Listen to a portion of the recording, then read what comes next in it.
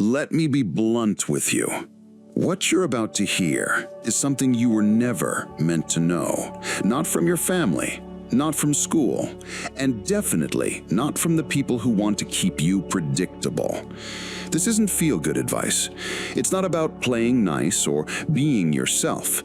It's about control. Quiet, unshakable control. The kind that makes others adjust their every move around you. Here's the truth. Most people broadcast their weakness before they even open their mouth. You can see it in the way they stand, the way they rush to fill silence, the way they laugh too quickly to seem likable. They think they're making a good impression. In reality, they're handing over the map to their vulnerabilities.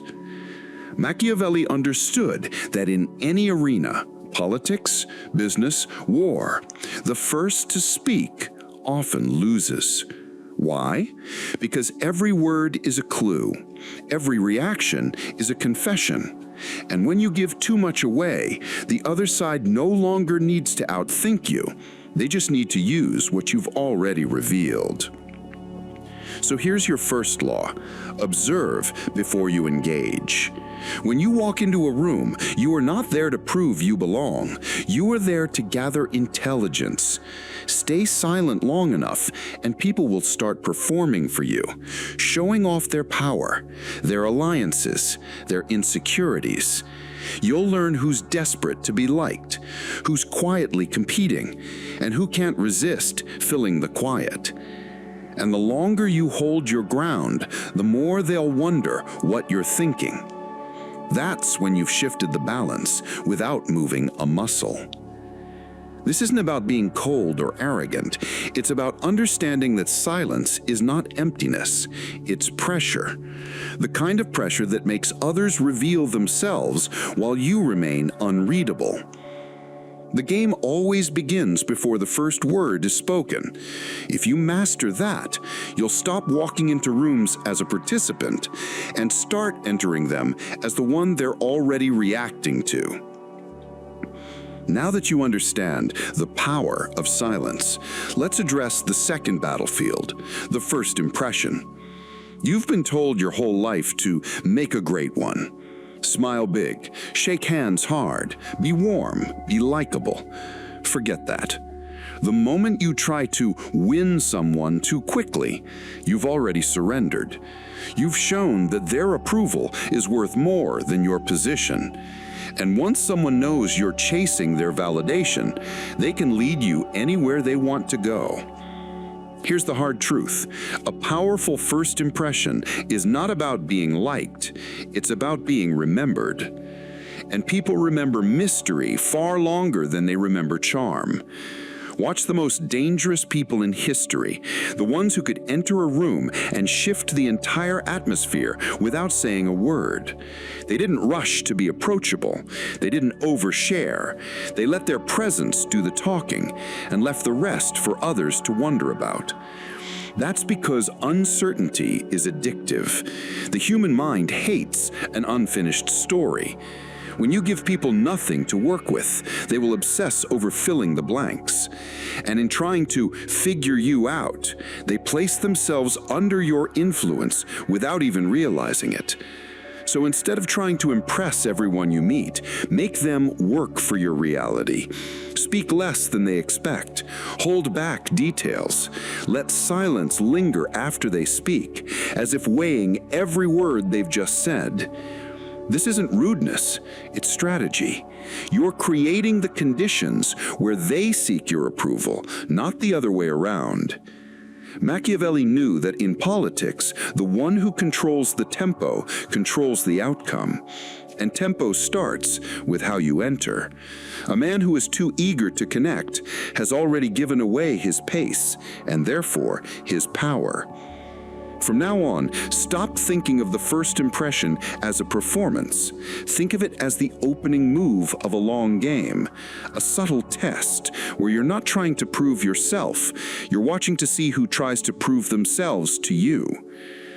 Once you've stopped chasing approval, you'll notice something incredible. People start revealing themselves without you asking. Why?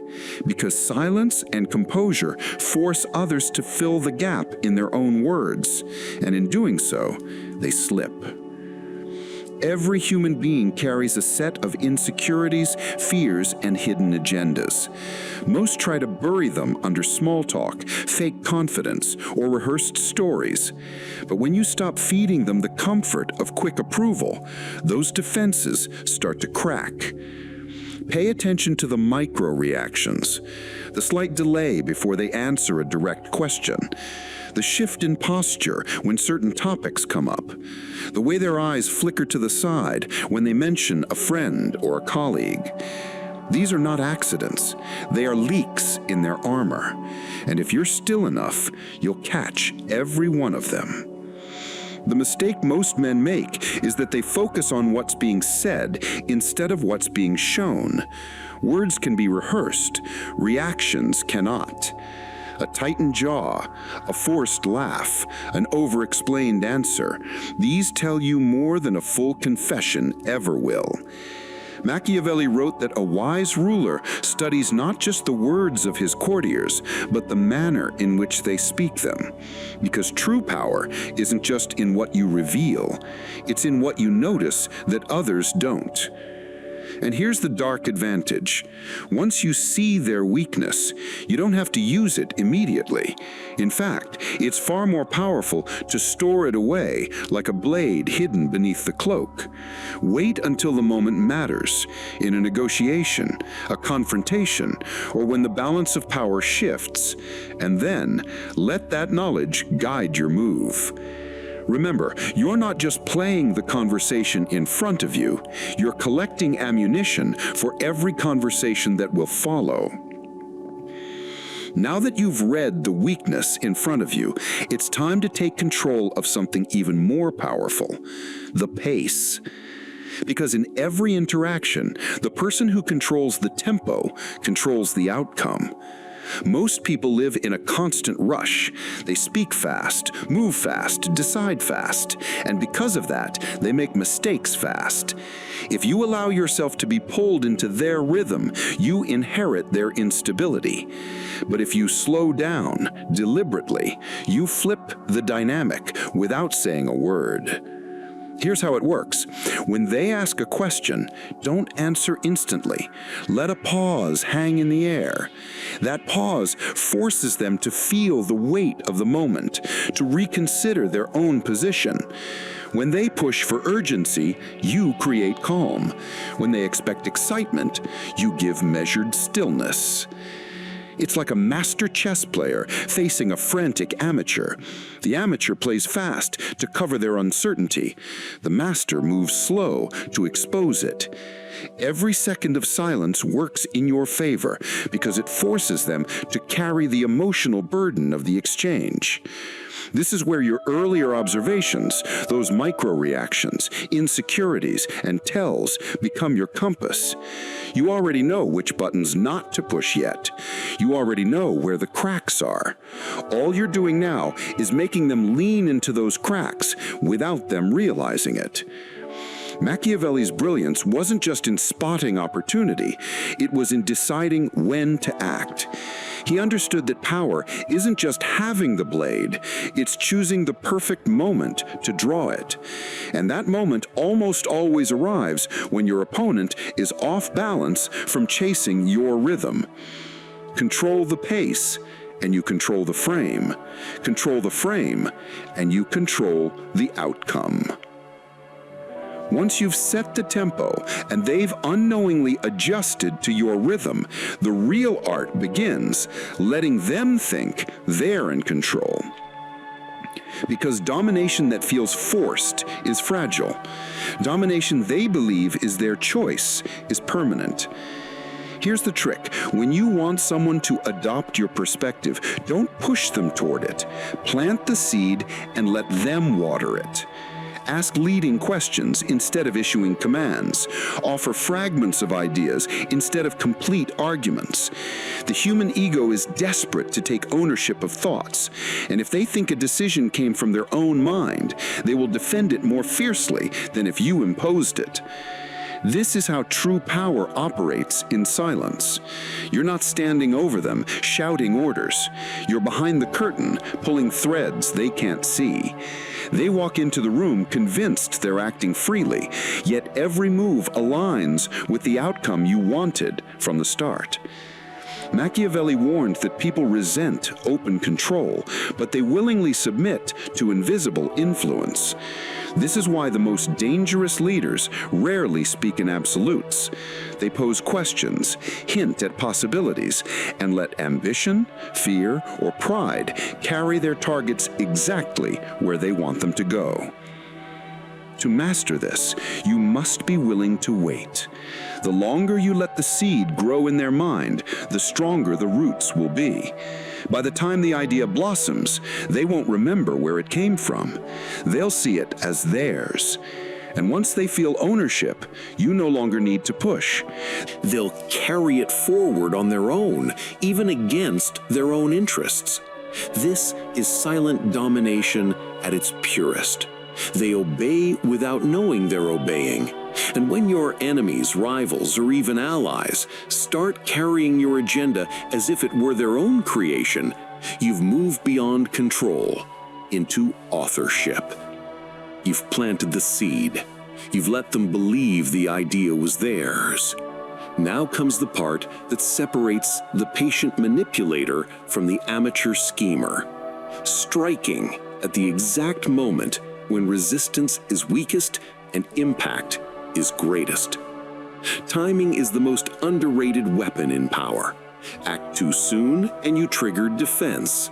Act too late and you lose the moment entirely. The true master waits until the target's guard is down, when they've grown comfortable, confident, and certain that no threat exists. That's when you move. This is where most people fail. They can't handle the silence before the strike. They either get impatient and reveal themselves, or they act in bursts of emotion that ruin the strategy. But in Machiavelli's code, emotion is the enemy of precision. Cold, calculated patience turns the smallest action into a decisive blow. And here's the beauty. When you act after such quiet control, the move feels inevitable.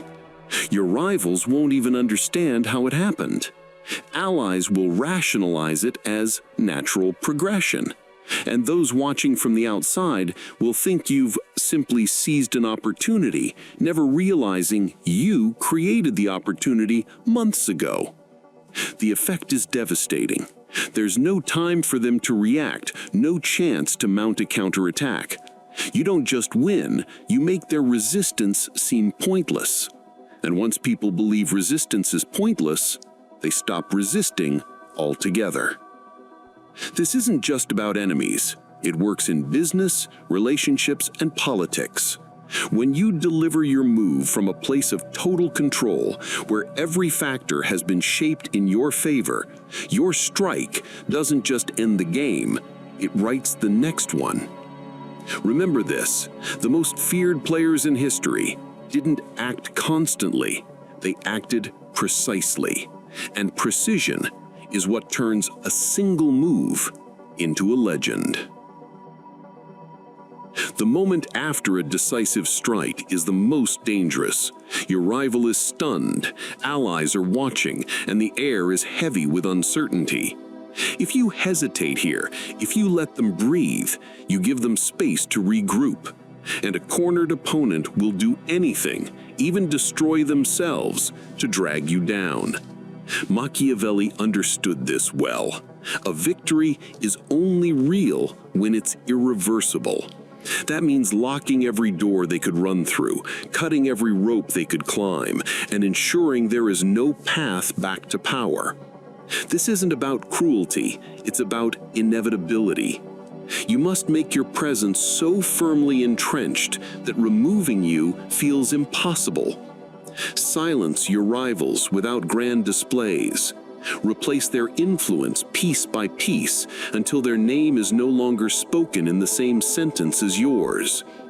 If you take a throne, you don't just sit on it, you reshape it so it only fits you.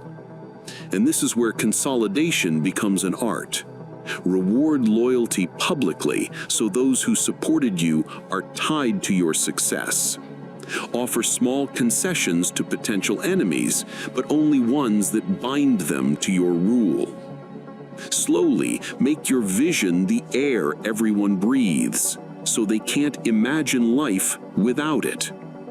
In politics, this means rewriting the rules so your power is baked into the system. In business, it means structuring deals so your position is always central. In relationships, it means building a bond so deep that your absence would be unthinkable. The goal, not just to win, but to remove the possibility of being challenged again. Once you control the narrative, the resources, and the perception of stability, you don't have to fight for power anymore. Power fights for you. Once the dust has settled and your rivals have been erased from the board, your next mission is to make the very idea of challenging you feel absurd. Power isn't just about winning in the present, it's about planting the belief that you will always win. This is where the game becomes psychological. Machiavelli knew that perception is stronger than reality. If people believe you are unshakable, they will behave as though you are, and over time, their belief will become the truth. Your image must now become a carefully crafted myth. Every action you take, every word you speak, must serve the story you want told about you. If you want to be seen as the immovable ruler, never appear rushed. If you want to be feared, never reveal uncertainty. If you want loyalty, reward it in ways that feel rare and unforgettable. You also need mystery. People must never fully understand where your strength comes from.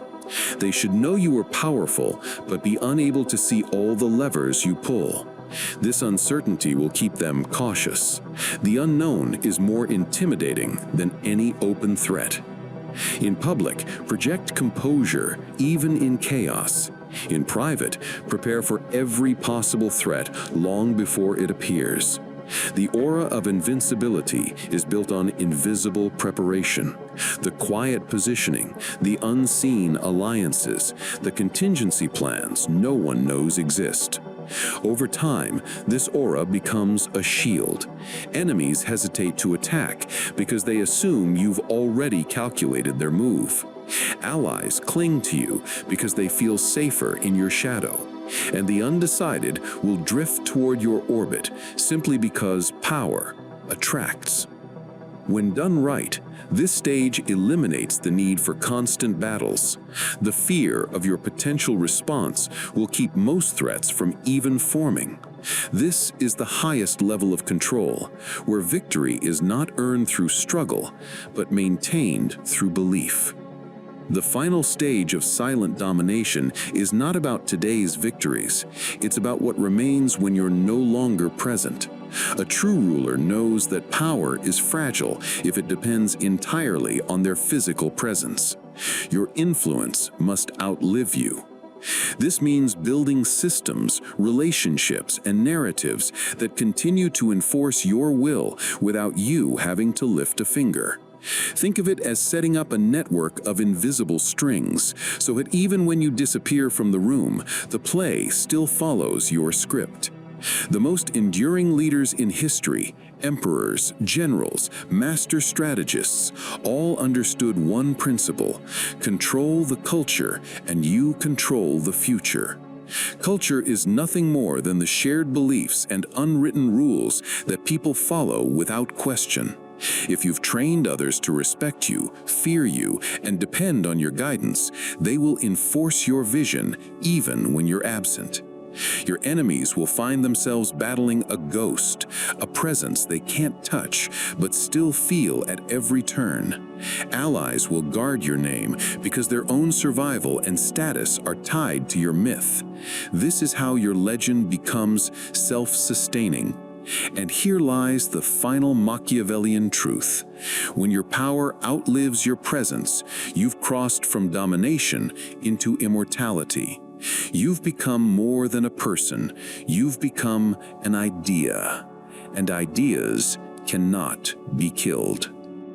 So walk away before they expect it.